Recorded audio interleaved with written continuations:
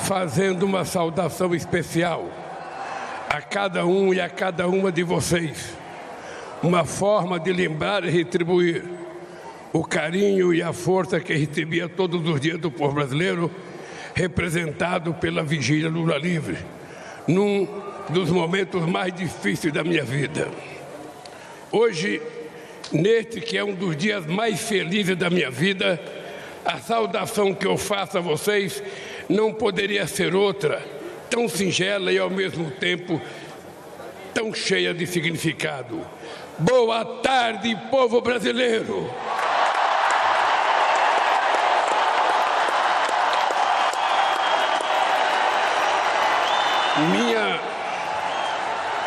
Minha gratidão a vocês que enfrentaram a violência política antes, durante e depois da campanha eleitoral, que ocuparam as redes sociais e que tomaram as ruas debaixo de sol e chuva, nem que fosse para conquistar um único e precioso voto. Que tiveram a coragem de vestir a nossa camisa e, ao mesmo tempo, agitar a bandeira do Brasil, quando uma minoria violenta e antidemocrática tentava censurar nossas cores e se apropriar do verde e amarelo que pertence a todo o povo brasileiro. A vocês que vieram de todos os cantos deste país, de perto ou de muito longe, de avião, de ônibus, de carro ou na boleia de um caminhão, de moto, bicicleta e até mesmo a pé, numa verdadeira caravana da esperança para esta festa da democracia. Mas quero me dirigir também aos que optaram por outros candidatos. Vou governar para 215 milhões de brasileiros e brasileiras e não apenas para quem votou em mim.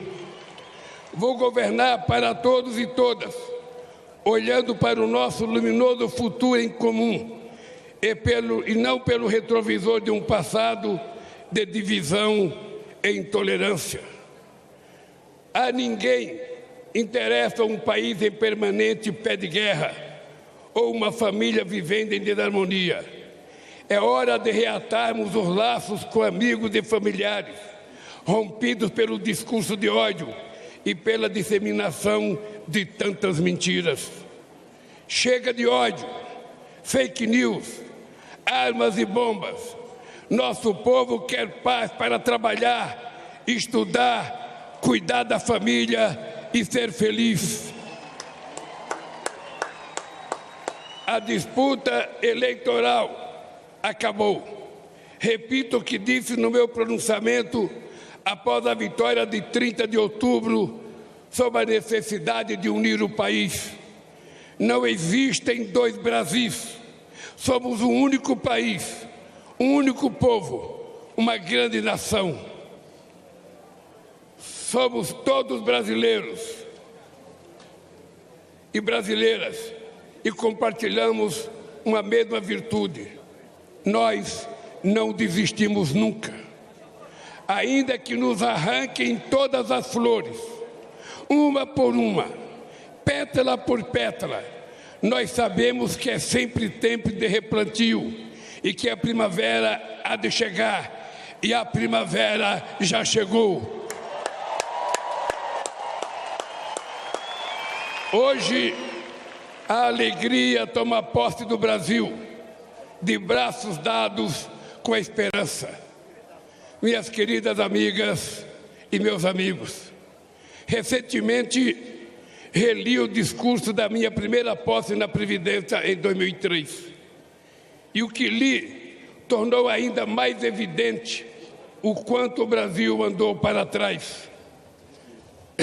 Naquele 1º de janeiro de 2003, aqui nesta mesma praça, eu e o meu querido vice José Alencar assumimos o compromisso de recuperar a dignidade e a autoestima do povo brasileiro, e recuperamos. de investir para melhorar as condições de vida de quem mais necessita e investimos, de cuidar com carinho da saúde e da educação e cuidamos. Mas o principal compromisso que assumimos em 2003 foi o de lutar contra a desigualdade e a extrema pobreza e garantir a cada pessoa deste país o direito de tomar café da manhã, almoçar e jantar todo santo dia. E nós cumprimos esse compromisso. Acabamos com a fome e a miséria e reduzimos fortemente a desigualdade. Infelizmente, hoje, 20 anos depois, voltamos a um passado que julgávamos enterrado. Muito do que fizemos foi desfeito de forma irresponsável e criminosa. A desigualdade e a extrema pobreza voltaram a crescer. A fome está de volta, e não por força do destino, não por obra da natureza, nem por vontade divina. A volta da fome é um crime, o mais grave de todos, cometido contra o povo brasileiro. A fome é filha da desigualdade, que é a mãe dos grandes males que atrasam o desenvolvimento do Brasil. A desigualdade apequena este nosso país de dimensões continentais ao dividi-lo em partes que não se reconhece. De um lado, uma pequena parcela da população que tudo tem. Do outro lado, uma multidão a quem tudo falta e uma classe média que vem empobrecendo ano a ano pelas injustiças do governo. Juntos somos fortes. Divididos seremos sempre o país do futuro que nunca chega e que vive em dívida permanente com o seu povo. Se queremos construir hoje o nosso futuro, se queremos viver num país plenamente desenvolvido para todos e todas, não pode haver lugar para tanta desigualdade. O Brasil é grande, mas a real grandeza de um país reside na felicidade de seu povo. E ninguém é feliz de fato em meio a tanta desigualdade. Minhas amigas e meus amigos, quando digo governar, eu quero dizer cuidar. Mais do que governar, vou cuidar com muito carinho deste país e do povo brasileiro. Nesses últimos anos, o Brasil voltou a ser um dos países mais desiguais do mundo. Há muito tempo, não víamos tamanho abandono e desalento nas ruas. Mães garimpando lixo em busca de alimento para os seus filhos. Famílias inteiras dormindo ao relento, enfrentando o frio, a chuva e o medo. Crianças vendendo bala ou pedindo esmola, quando deveriam estar na escola, vivendo plenamente a infância que tem direito. Trabalhadores e trabalhadoras desempregados, exibindo nos semáforos cartazes de papelão com a frase que nos envergonha a todos: por favor, me ajuda.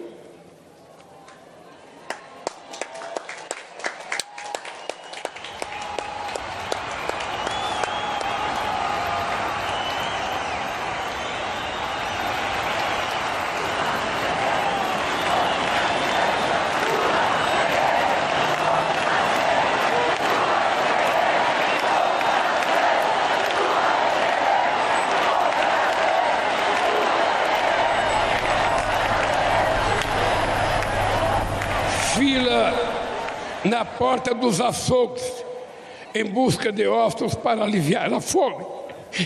E, ao mesmo tempo, filas de espera para a compra de automóveis importados e jatinhos particulares. Tamanho abismo social é um obstáculo à construção de uma sociedade verdadeiramente justa e democrática e de uma economia próspera e moderna. Por isso, eu e o meu companheiro vice-geraldo Alckmin assumimos hoje, diante de vocês e de todo o povo brasileiro, o compromisso de combater dia e noite todas as formas de desigualdade no nosso país. Desigualdade de renda, desigualdade de gênero e de raça, desigualdade no mercado de trabalho, na representação política, nas carreiras do Estado, desigualdade no acesso à saúde, à educação e demais serviços públicos, desigualdade entre a criança que frequenta a melhor escola particular e a criança que engraxa sapato na rodoviária sem escola e sem futuro, entre a criança feliz com o brinquedo que acabou de ganhar de presente e a criança que chora de fome na noite de Natal. Desigualdade entre quem joga comida fora e quem só se alimenta das sobras. É inadmissível que os 5% mais ricos deste país detenham a mesma fatia de renda que os demais 95% de pessoas, que 6 bilionários brasileiros têm uma riqueza equivalente ao patrimônio dos 100 milhões mais pobres do país, que um trabalhador ou uma trabalhadora que ganha um salário mínimo mensal leve 19 anos para receber o equivalente a que um super rico recebe em um único mês. E não adianta subir o vidro do automóvel de luxo para não ver nossos irmãos que se amontoam debaixo dos viadutos, carentes de tudo. A realidade salta aos olhos em cada esquina. Minhas amigas e meus amigos, é inaceitável que continuemos a conviver com o preconceito, a discriminação e o racismo. Somos um povo de muitas cores e todas devem ter os mesmos direitos e oportunidades. Ninguém será cidadão ou cidadã de segunda classe. Ninguém terá mais ou menos amparo do Estado. Ninguém será obrigado a enfrentar mais ou menos obstáculos apenas pela cor da sua pele. Por isso, estamos recriando o Ministério da Igualdade Racial para enterrar a trágica herança do nosso passado escravista. Os povos indígenas precisam ter suas terras demarcadas e livres das ameaças, das atividades econômicas ilegais e predatórias. Precisam ter sua cultura preservada, sua dignidade respeitada e sua sustentabilidade garantida. Eles não são obstáculo ao desenvolvimento, são guardiões de nossos rios e florestas e parte fundamental da nossa grandeza enquanto nação. Por isso, estamos criando o Ministério dos Povos Indígenas para combater 500 anos de desigualdade. Não podemos continuar a conviver com a odiosa pressão imposta às mulheres, submetidas diariamente à violência nas ruas e dentro de suas próprias casas. É inadmissível que continue a receber salários inferiores aos dos homens, quando no exercício de uma mesma função, elas precisam conquistar cada vez mais espaço nas instâncias decisórias deste país, na política, na economia, em todas as áreas estratégicas. As mulheres devem ser o que elas quiserem ser, devem estar onde quiserem estar. Por isso, estamos trazendo de volta o Ministério das Mulheres.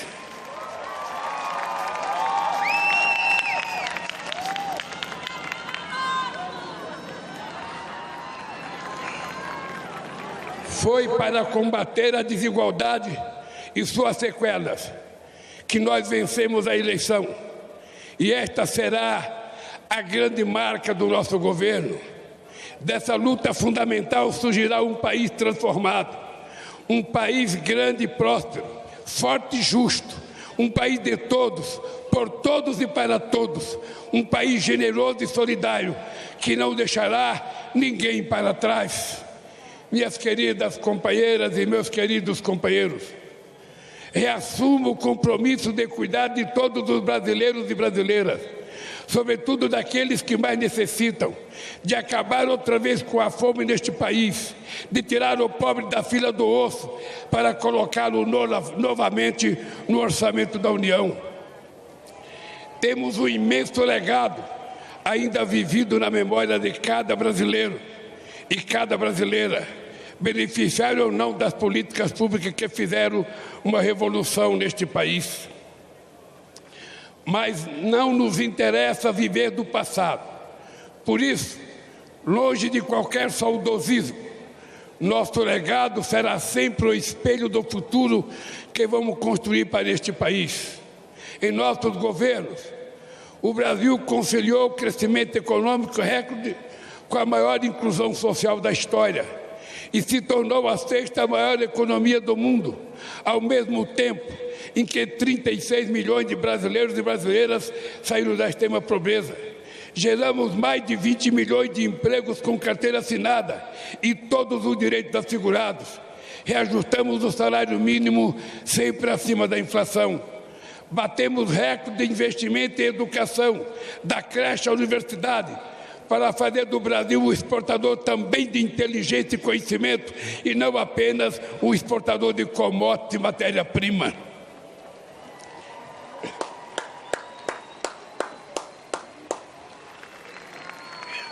Nós, mais que dobramos o número de estudantes no ensino superior e abrimos a porta das universidades para a juventude pobre deste país, jovens brancos, negros e indígenas, para que o diploma universitário era um sonho inalcançável, tornarem-se doutores.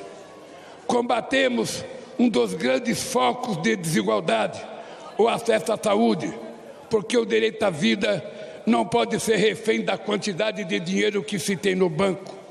Fizemos uma farmácia popular que forneceu medicamentos a quem mais precisava e o Mais Médicos, que levou atendimento a cerca de 60 milhões de brasileiros e brasileiras nas periferias das grandes cidades e nos pontos mais remotos do Brasil. Criamos o Brasil Sorridente para cuidar da saúde bucal de todos os brasileiros e brasileiras. Fortalecemos o nosso Sistema Único de Saúde e quero aproveitar para fazer um agradecimento especial aos profissionais do SUS pela grandiosidade do trabalho durante a pandemia. Enfrentaram bravamente ao mesmo tempo um vírus letal e um governo irresponsável e desumano. Nos nossos governos, investimos na agricultura familiar e nos pequenos e médios agricultores, responsáveis por 70% dos alimentos que chegam à nossa mesa. E fizemos isso sem descuidar do agronegócio, que obteve investimento em safras ano após ano. Tomamos medidas concretas para combater as mudanças climáticas e reduzimos o desmatamento da Amazônia em mais de 80%.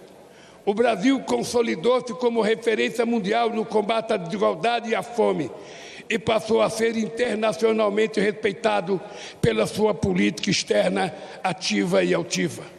Fomos capazes de realizar tudo isso, cuidando com total responsabilidade das finanças do país. Nunca fomos irresponsáveis com o dinheiro público. Fizemos superávit fiscal todos os anos, eliminamos a dívida externa, acumulamos reserva de 370 bilhões de dólares e reduzimos a dívida interna a quase metade do que era quando chegamos no governo. Nos nossos governos, nunca houve nem haverá gastança alguma. Sempre investimos e voltaremos a investir em nosso bem mais precioso, que é o povo brasileiro.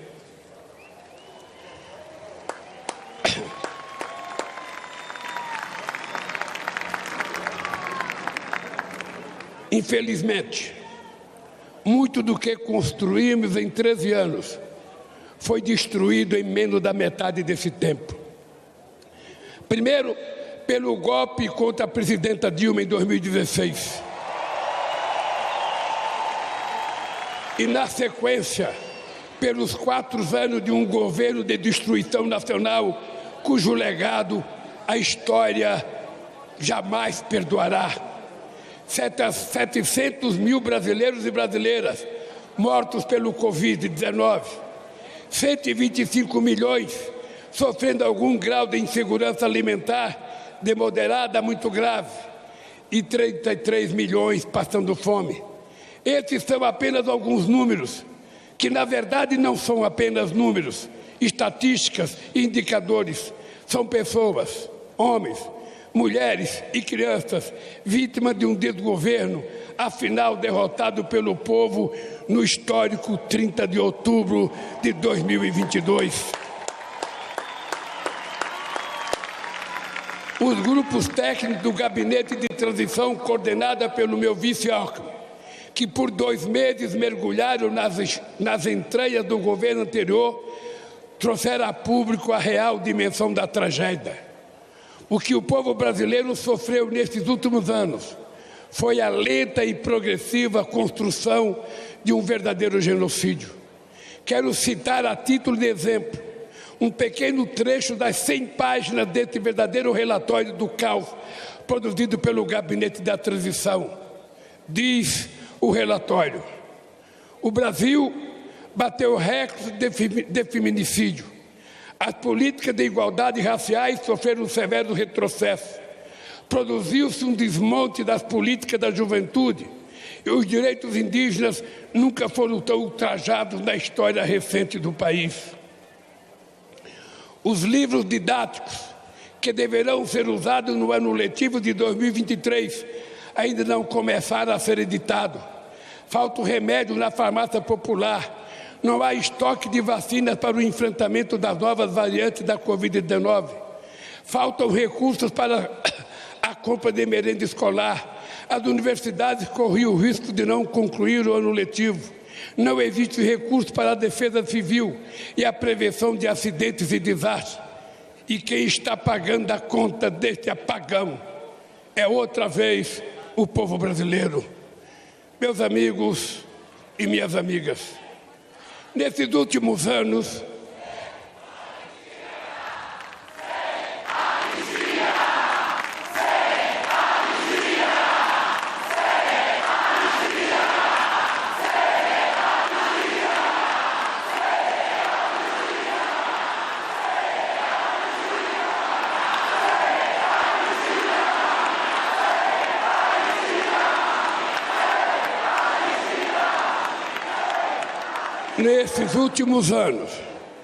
vivemos sem dúvida um dos piores períodos da nossa história. Uma era de sombras, de incertezas e de muito sofrimento. Mas esse pesadelo chegou ao fim pelo voto soberano, na eleição mais importante desde a redemocratização do país. Uma eleição que demonstrou o compromisso do povo brasileiro com a democracia e suas instituições. Essa extraordinária vitória da democracia nos obriga a olhar para frente, a esquecer nossas diferenças, que são muito menores que aquilo que nos une para sempre: o amor pelo Brasil e a fé inquebrantável em nosso povo. Agora é hora de reacendermos a chama da esperança, da solidariedade e do amor ao próximo. Agora é hora de voltar a cuidar do Brasil e do povo brasileiro, gerar empregos, reajustar o salário mínimo acima da inflação, baratear o preço dos alimentos, criar ainda mais vagas nas universidades, investir fortemente na saúde, na educação, na ciência e na cultura. Retomar as obras de infraestrutura do Minha Casa Minha Vida, abandonadas pelo descaso do governo que se foi. É hora de trazer investimentos e reindustrializar o Brasil, combater outras vezes as mudanças climáticas e acabar de uma vez por todas com a devastação dos nossos biomas, sobretudo a nossa querida Amazônia. Romper com o isolamento internacional e voltar a se relacionar com todos os países do mundo. Não é hora para ressentimentos estéreis. Agora é hora de o Brasil olhar para frente e voltar a sorrir. Vamos virar esta página e escrever em conjunto um novo e decisivo capítulo da nossa história. Nosso desafio comum é o da criação de um país justo, inclusivo, sustentável e criativo, democrático e soberano para todos os brasileiros e brasileiras. Fiz questão de dizer ao longo de toda a campanha: o Brasil tem jeito.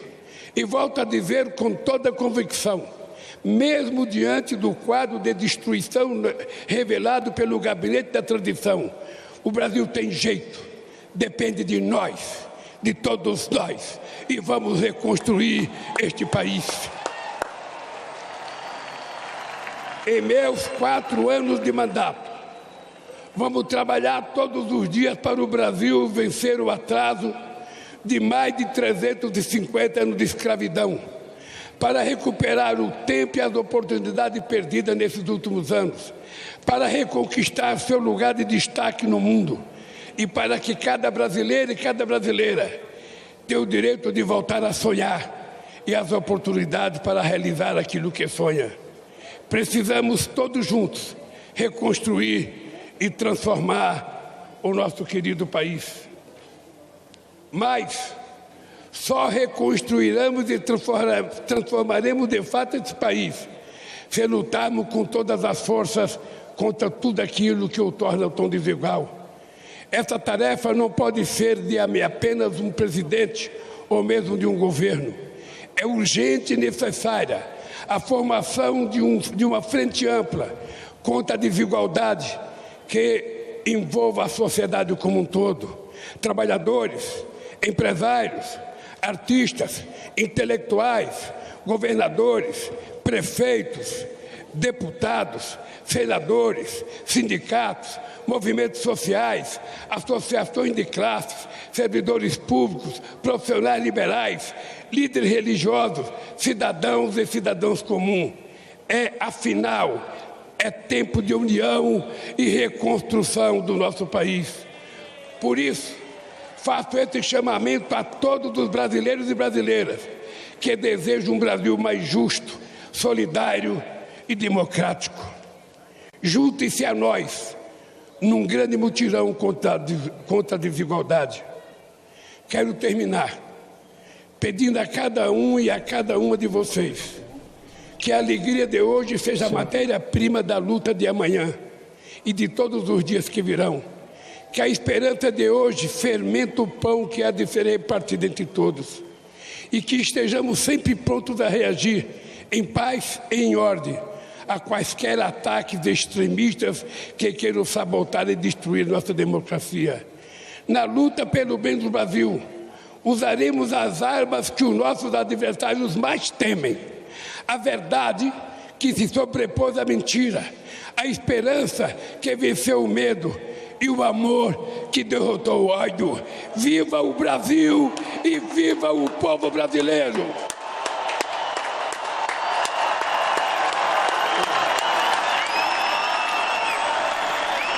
Portanto, concluído mais esse momento, da solenidade de posse, discurso do presidente Luiz Inácio Lula da Silva ao povo que ocupa a Praça dos Três Poderes, mas também a todos os brasileiros que o acompanham, as muitas emissoras